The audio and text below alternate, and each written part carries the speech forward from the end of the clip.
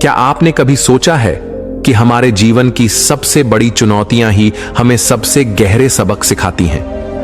कभी कभी जब हम मुश्किल हालातों में फंस जाते हैं तो हमें लगता है कि हम अकेले हैं, कि हमारे सवालों का कोई जवाब नहीं है। लेकिन अगर हम सही नजरिए से देखें तो हर परिस्थिति हमें कुछ सिखाने आई होती है। आज मैं आपको एक ऐसी प्रेरणादायक कहानी सुनाने जा रहा हूं जो न सिर्फ आपके दिल को छू लेगी बल्कि आपके सोचने का नजरिया भी बदल देगी।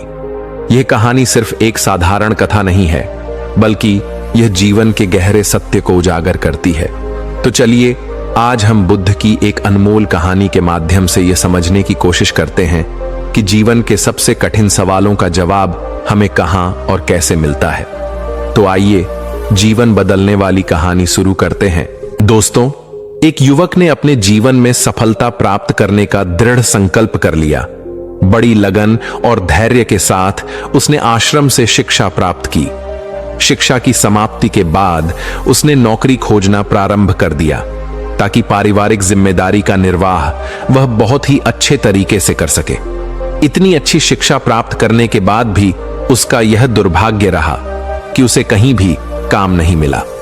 नौकरी की तलाश में वह जगह जगह भटकता रहा, खूब प्रयास किए, किंतु हर स्थान से उसे निराशा ही मिली। अच्छी बात यह थी कि युवक ने मात्र किताबी शिक्षा ग्रहण नहीं की थी, अपितु जीवन में कैसे धैर्य रखा जाए यह भी सीखा था। यही वजह रही कि वह हर परिस्थिति का सामना बड़े ही अच्छे तरीके से कर लेता। लेकिन कब तक यह करता, हर एक संघर्ष की सीमा होती है। दोस्तों, यह बात सत्य है कि जब तक सफलता नहीं मिलती है तब तक आपकी मदद करने कोई नहीं आता है। आप दर दर की ठोकरें खाते रहेंगे, पर कोई पूछने वाला नहीं रहेगा कि आप कैसे हैं, आप परेशान हैं कि नहीं हैं। यह कोई नहीं आपसे पूछेगा। यह जीवन की सच्चाई है। हां, लेकिन जब आप कामयाब बन जाएंगे, जब आपके पास पैसा रहेगा, तो 10 से 20 लोग आपके आगे पीछे घूमते रहेंगे। तो तमाम तरह के लोग आपसे रिश्ता भी रखना चाहेंगे। तब दूर के लोग भी आपसे कहेंगे कि आप उनके बहुत ही करीबी रिश्तेदार हैं। हर कोई आपसे एक झूठा रिश्ता लेकर जोड़ने लगेगा। ध्यान रहे, जो लोग आपके पैसे को, आपकी कामयाबी को देखकर आपसे जुड़ते हैं, वह कभी भी आपके अपने नहीं हो सकते। जो मुसीबत के समय में जब आप निर्धन हैं, गरीब हैं, लाचार पड़े हुए हैं, उस वक्त कोई अगर आपको सहारा दे, उस वक्त कोई अगर आपके साथ खड़ा रहे, तो समझ लीजिए कि वही आपका सच्चा और अपना साथी है। और ऐसे लोग दुनिया में केवल 1% से भी कम होते हैं, जो आपकी गरीबी में, जो आपके कठिन वक्त में आपका साथ दें। लेकिन आप सबसे ज्यादा उन लोगों के लिए परेशान रहते हैं जो कभी आपके अपने हैं ही नहीं। वह युवक हार थक के परेशान होकर के एक रास्ते से गुजर रहा था। रास्ते में उसे एक आश्रम दिखाई पड़ा। उस आश्रम के बाहर एक महात्मा अपने शिष्यों को ज्ञान का उपदेश दे रहे थे। वे सभी शिष्य उन बौद्ध महात्मा के उपदेशों को बड़े ही ध्यान और शांतिपूर्वक सुन रहे थे। वह युवक वहीं पर रुक गया। उसने सोचा कि ऐसा क्या यहां पर चल रहा है जो कि लोग बहुत ही शांतिपूर्वक उन महात्मा का उपदेश सुन रहे हैं। उस युवक के भी मन में जिज्ञासा जाग गई कि चलकर हम भी देखते हैं कि वहां पर क्या हो रहा है। और वह युवक भी धीरे धीरे कदमों से आगे बढ़ते हुए आश्रम की तरफ चल पड़ा। वह पास में ही एक आम के पेड़ के पास बैठ गया और महात्मा के द्वारा कही हुई बातों को ध्यान से सुनने लगा। महात्मा कह रहे थे, जब किसी चीज की नई शुरुआत होती है तो सबसे पहले सब कुछ खत्म हो जाता है। जब इस सृष्टि की रचना हुई थी तो सबसे पहले सब कुछ समाप्त हो गया था। उसके बाद एक नई सृष्टि की रचना हुई। यानी जब इंसान मुसीबत के ऐसे वक्त में पहुंच जाए जब उसे लगे कि अब कुछ नहीं होने वाला है, अब मेरा कुछ नहीं हो सकता है, जीवन में वह बिल्कुल हार सा गया है, टूट जाए, लाचार हो गया हो, कोई उसकी मदद करने वाला नहीं रहे, ऐसे वक्त में अगर वह इंसान किसी से अपनी मदद भी मांगे तो लोग उसकी मदद भी करने से इनकार कर दें। महात्मा आगे कहते हैं कि ऐसे बुरे वक्त में अगर किसी को प्यास लगती है तो कोई आपको पानी देने वाला भी नहीं मिलेगा, क्योंकि बुरे वक्त में कोई भी साथ नहीं देता है। ऐसे वक्त में आप बिल्कुल टूट जाएंगे, आप जिंदगी से हार जाएंगे।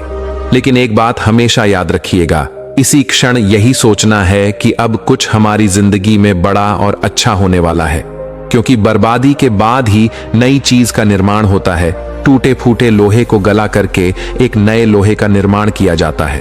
अर्थात जब आप बिल्कुल टूट जाएंगे, मुसीबत के वक्त से गुजर रहे हैं, तो यह बात दिमाग में जरूर लाएं कि अब कुछ नया होने वाला है, हमारी जिंदगी में कुछ अच्छा और बड़ा होने वाला है। यही एक उम्मीद आपको जिंदा रखेगी और यह बिल्कुल सत्य बात है। देखना, अगर तुम ऐसे वक्त में हो जहां पर कोई तुम्हारी मदद नहीं कर रहा है, कहीं से मदद की कोई भी उम्मीद नहीं है, तो समझ लेना कि अब कुछ बड़ा और अच्छा होने वाला है। क्योंकि जितना आप टूट सकते थे, अब आप टूट गए हैं। इससे ज्यादा आप नहीं टूट सकते। ऊपर वाला आपको जरूर कुछ बड़ा देने वाला है। यही सब बोल करके गुरुजी अपने उपदेश को विराम देते हैं। बोलते हैं कि शिष्यों, आज के लिए बस इतना ही। अब तुम सब दूसरे दिन इसी समय पर आना, फिर हम आगे की बात करेंगे। सभी शिष्य अपने अपने आश्रम में चले जाते हैं। तभी अच्छा समय देख करके वह युवक उन महात्मा के पास आता है और कहता है कि महात्मा, मैं पीछे से आपका पूरा उपदेश सुन रहा था और मुझे बहुत ही अच्छा लगा। मैं बिल्कुल टूटा हुआ इंसान हूं। मैंने पढ़ाई भी की, हर जगह नौकरी की तलाश में घूम रहा, पर मुझे कहीं भी नौकरी नहीं मिली। मैं दर दर के ठोकरे खा रहा हूं, पर कुछ भी हासिल नहीं कर पाया। लेकिन आपने जो बातें बोली, उससे मुझे कुछ काम करने की हिम्मत मिली और आपकी बातें बिल्कुल सही हैं। तब वह महात्मा उस युवक से कहते हैं कि युवक, तुम अपनी समस्या को मुझे बताओ। तब वह युवक कहता है कि हे महात्मा, मैंने आश्रम से शिक्षा प्राप्त की, उसके बाद हम घर पर आ गया और हमारे घर पर पैसों की जरूरत थी, जिसकी वजह से हम बाहर कमाने के लिए निकल पड़े।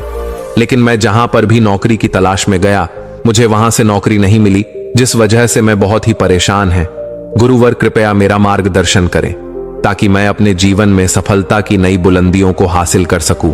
फिर वह बौद्ध महात्मा उस युवक से कहते हैं कि आज हम तुम्हें कुछ छोटी छोटी बातें बता रहे हैं, जिन्हें अगर तुम अपनी जिंदगी में अपनाते हो तो तुम्हें सफल होने से कोई नहीं रोक सकता, और हर सफल व्यक्ति यही करता है।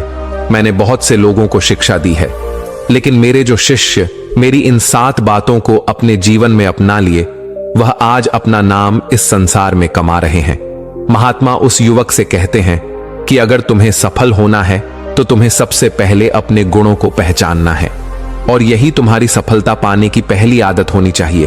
वह युवक कहता है कि गुरुदेव, अपने अंदर के गुणों को कैसे पहचाने?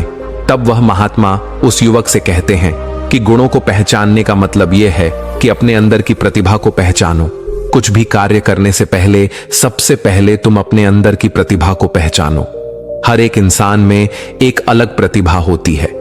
अगर वह अपनी प्रतिभा के हिसाब से काम करे तो जीवन में उसे सफल होने से कोई नहीं रोक सकता। मैं तुम्हें एक उदाहरण के माध्यम से समझाने का प्रयास करता हूं। अगर मैं तुमसे यह पूछूं कि यह आम का पेड़ है जो तुम्हें दिखाई दे रहा है, अगर मैं इस पर सभी जानवरों को चढ़ने के लिए बोलूं कि इस पेड़ पर सबसे पहले कौन चढ़ेगा? चलो मान लेते हैं यहां पर बंदर, भालू, हिरण, हाथी, घोड़ा, गिलहरी, सभी लोग आ गए। तो अब तुम मुझे यह बताओ कि इस पेड़ पर सबसे पहले कौन चढ़ेगा? तो वह युवक कहता है कि महात्मा, इस पेड़ पर तो गिलहरी सबसे पहले चढ़ जाएगी, वह झट से ऊपर तक चढ़ जाएगी। इसके बाद बंदर चढ़ जाएगा, लेकिन घोड़ा नहीं चढ़ सकता, हाथी नहीं चढ़ सकता, तमाम जानवर इसमें फेल हो जाएंगे। तब वह बौद्ध महात्मा कहते हैं कि तुमने बिल्कुल सही कहा। यही हाल हम सबकी भी जिंदगी में होता है। हम सबके भी अंदर एक अलग अलग प्रतिभा होती है, लेकिन हम उस प्रतिभा को पहचानने का प्रयास ही नहीं करते हैं। हम सब अपनी प्रतिभा के हिसाब से चलते ही नहीं हैं। हम लोगों के हिसाब से खुद को ढालने का प्रयास करते हैं और हम औरों जैसा बनने लगते हैं। इस दुनिया में जितने भी सफल लोग हुए हैं, अगर तुम उनको ठीक ढंग से पहचानोगे तो तुम पाओगे कि वह अपनी प्रतिभा के हिसाब से काम किए हैं, तभी वे आगे चलकर अपनी जिंदगी में कामयाब हुए हैं। हर कोई इस पेड़ पर नहीं चढ़ सकता। ठीक उसी प्रकार तुम सबसे पहले अपने अंदर के प्रतिभा को पहचानो। तुम यह देखो कि तुम किस चीज में माहिर हो। अगर तुम अपनी प्रतिभा के हिसाब से काम करोगे, उस प्रतिभा को पहचान लोगे, तो तुम जिंदगी में बहुत आगे जाओगे। फिर तुम्हें सफल होने से कोई नहीं रोक सकता है। लगभग 98% लोग यही करते हैं कि वे दूसरों जैसा बनने का प्रयास करते हैं। किसी ने उन्हें कहा तो वे उसके जैसा ही बनने लगते हैं, जबकि जो 1% लोग होते हैं वही सफल हो पाते हैं, क्योंकि वे अपने प्रतिभा के हिसाब से काम करते हैं। वे अपने अंदर की प्रतिभा को पहचान लेते हैं, फिर वे उसके हिसाब से उस कार्य को करते हैं और अंत में उन्हें सफलता भी मिलती है और वे लोग जिंदगी में बहुत ही आगे जाते हैं। इसलिए कुछ भी नया करने से पहले सबसे पहले तुम अपनी प्रतिभा को पहचानो, फिर उसके हिसाब से काम करो। वह महात्मा उस युवक से कहते हैं कि सफल बनने के लिए दूसरी सबसे बड़ी आदत यह है कि तुम सब सही समय पर उठो। अगर तुम सब सुबह 3 घंटे पहले उठ जाते हो, अगर तुम 4 बजे उठ जाते हो या 5 बजे भी उठ जाते हो, तो तुम्हारे पास बहुत ज्यादा समय बच जाएगा अपने कार्य को करने का और तुम उन तमाम लोगों से आगे निकल जाओगे जो लोग देर सुबह सोकर उठते हैं। उन्हें आलस्य और बीमारियां घेर लेती हैं। अगर तुम भी देर सुबह उठोगे तो तुम भी उन्हीं के जैसा बन जाओगे। इसीलिए अगर तुम्हें लाखों की भीड़ से आगे आना है तो तुम्हें सुबह जल्दी उठना होगा। जो व्यक्ति सुबह सही समय पर जल्दी उठ जाते हैं उन्हें पूरे दिन को कार्य करने का ज्यादा समय मिल जाता है। तुम सुबह उठो, सबसे पहले अपने पूरे दिन की रूपरेखा तैयार करो कि कब मुझे क्या काम करना है, कब कौन सा काम करना है, कितने बजे क्या करना है। सबसे पहले तुम उस कार्य को करो, फिर उसके हिसाब से पूरे दिन का कार्य करो। इससे क्या होगा कि तुम्हारे पास समय बच जाएगा और तुम अपने कार्य को बहुत ही अच्छे तरीके से कर पाओगे। जो लोग यह कार्य नहीं करते हैं वह जब अपना कुछ कार्य पूरा कर लेते हैं, खाली बैठ जाते हैं, तो वह यह सोचते हैं कि अब उन्हें क्या करना चाहिए।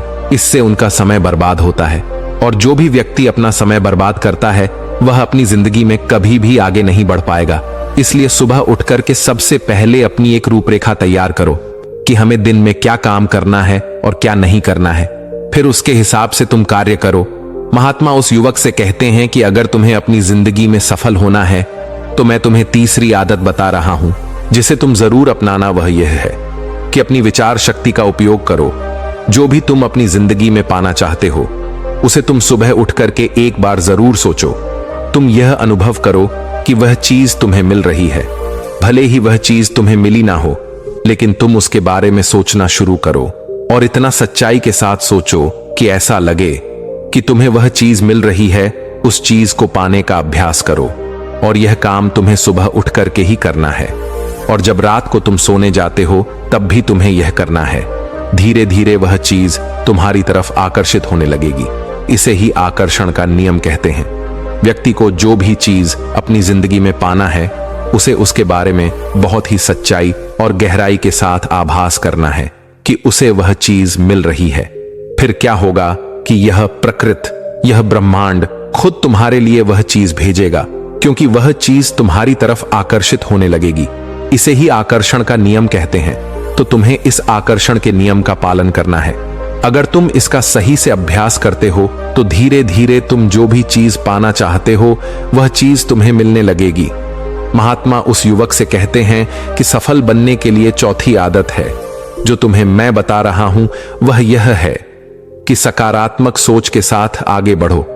महात्मा युवक से कहते हैं कि जिंदगी में अगर तुम्हें कामयाबी पानी है, तुम्हें सफल होना है, तो अपनी सोच को सकारात्मक करो, क्योंकि सकारात्मक सोच से ही एक अच्छी बुद्धि का विकास होता है। सकारात्मक सोच से ही तुम कुछ अच्छा और बड़ा सोच पाओगे।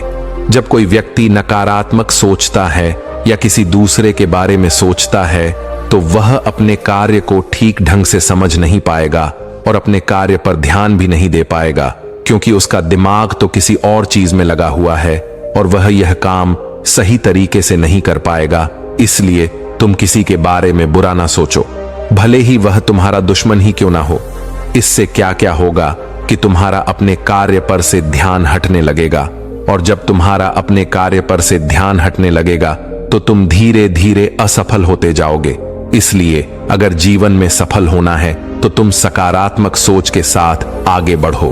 तुम इन सब की फालतू की बातें सोचने में अपना समय व्यर्थ मत करना कि कौन तुम्हें गिराने की कोशिश कर रहा है, कौन तुम्हारे प्रति अच्छा है, कौन बुरा है। यह सब सोचने का समय नहीं है।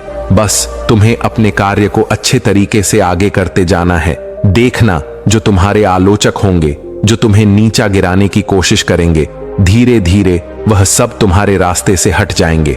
क्योंकि जिस भी व्यक्ति के मन में नकारात्मक बातें होती हैं, जो भी व्यक्ति किसी को गिराने की कोशिश करता है, वह कभी भी अपनी जिंदगी में आगे नहीं बढ़ सकता।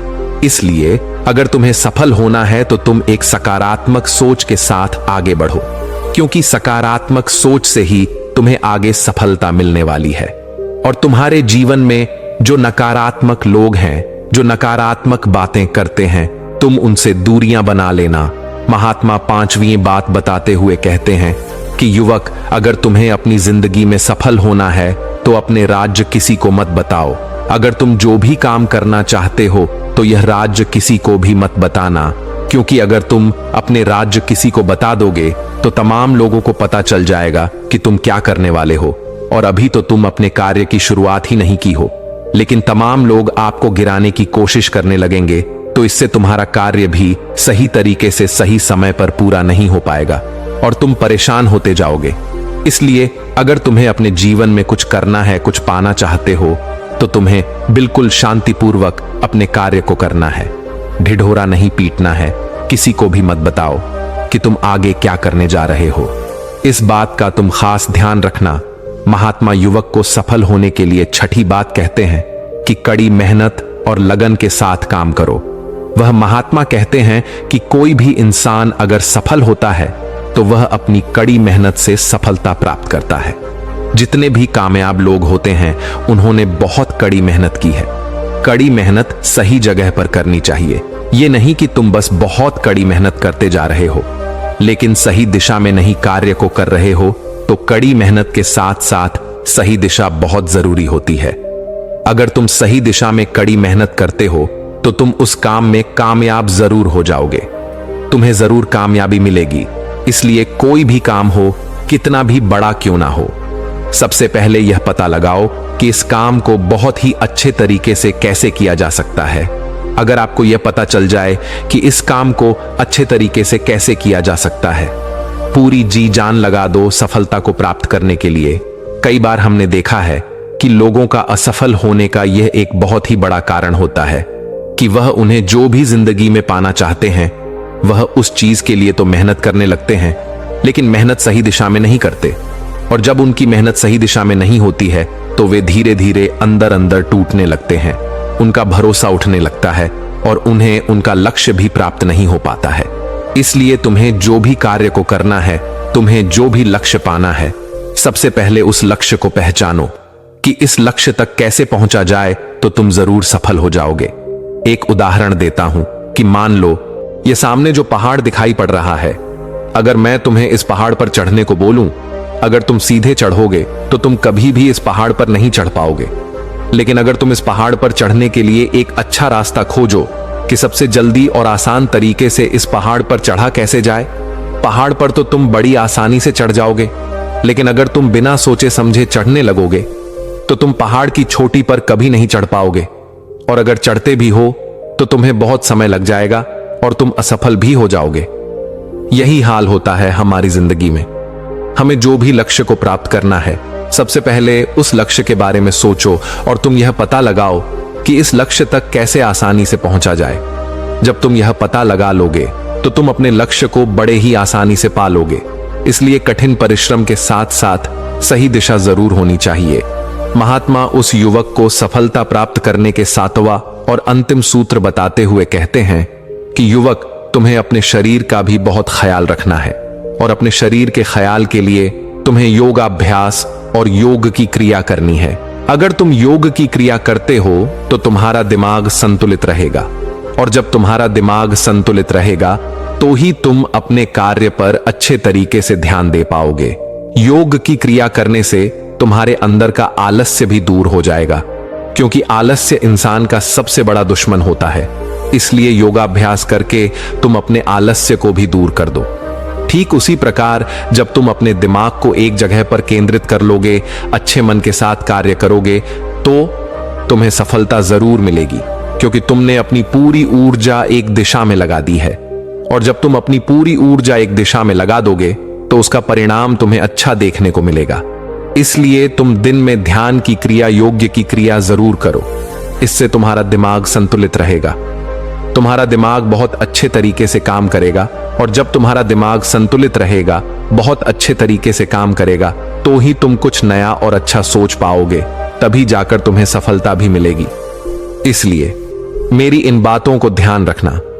इसलिए युवक, सबसे पहले तुम जाओ, यह पता लगाओ कि तुम किस चीज में माहिर हो, फिर तुम उस हिसाब से कार्य करो। और मेरी इन बातों को याद रखना। वह युवक उन महात्मा को प्रणाम करके वापस अपने घर आ जाता है और वह यह सोचने में लग जाता है कि वह किस चीज में माहिर है। पूरे 15 दिन तो यह सोचने में लगा देता है कि वह किस चीज में माहिर है। बाद में उसे पता चलता है कि वह तलवारबाजी की क्रिया में बहुत ही माहिर है, इसलिए वह तलवारबाजी पर बहुत अभ्यास करता है और वह एक कामयाब तलवारबाज बन जाता है। उसकी ख्याति दूर दूर तक फैल जाती है। फिर एक दिन पड़ोसी देश के राजा उसे अपने यहां सेना में नौकरी के लिए बुला लेते हैं और वह व्यक्ति अपनी स्वेच्छा से उस राजा के प्रस्ताव को स्वीकार भी कर लेता है और वह उनके यहां नौकरी के लिए सेना में भर्ती हो जाता है। राजा उस युवक को बहुत ही मान सम्मान से सम्मानित करते हैं। अब उस युवक का परिवार बहुत ही अच्छे तरीके से अपना गुजारा करने लगा। दोस्तों, सच्ची खुशी बाहरी चीजों में नहीं बल्कि हमारे भीतर संतोष में बसती है। इच्छाएं असीमित होती हैं, लेकिन जब हम जो पास में है उसी में संतुष्ट रहना सीख जाते हैं, तभी वास्तविक शांति और आनंद मिलता है। जीवन में संतोष ही सबसे बड़ा धन है। दोस्तों, उम्मीद है कि आपने आज की इस वीडियो से जरूर कुछ ना कुछ सीखा होगा।